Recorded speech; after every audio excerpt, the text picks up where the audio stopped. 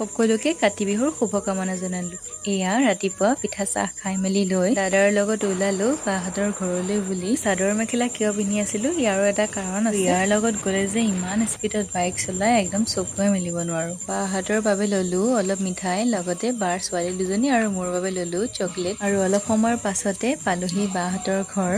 আৰু এইজনী হৈছে বাৰ ডাঙৰজনী ছোৱালী। এইপিনে বাই আমাৰ বাবে পুৰি চব্জি ৰেডি কৰি আছে। প্ৰথমতে পুৰি চব্জি খাই লোৱাৰ পাছত তেতিয়া আকৌ খাবলৈ দিলে চাহ। যিহেতু আজি ভাত খোৱা নহয় সেয়েহে এইবোৰকে খাওঁ। আৰু এইজনী হৈছে বাৰ টেক দুজনী ছোৱালী। তাইৰ অলপমান গাটো বেয়া হৈ আছে সেয়েহে মোৰ ওচৰলৈ একেবাৰে নাহে। দেখিছেই নহয় মোক দেখাৰ লগতে পলাইছে। পাছত আমি ঘৰলৈ বুলি উভতিলো আৰু আজিৰ মেইন কামটো হৈছে টেঙা। গোটেই পথাৰত গৈ টেঙা খাই, কিন্তু আমাৰ পথাৰত যোৱাই নহল সেয়েহে ঘৰতে খালো। ধূলি হোৱাৰ লগতে জ্বলালো চাকি বাতি। এইফালে মায়েও প্ৰসাদ ভগালে। অলপ সময়ৰ পাছতে দেউল গাবলৈ অহাৰ পাছত ভাত খাই মেলি আমি শুই গলো।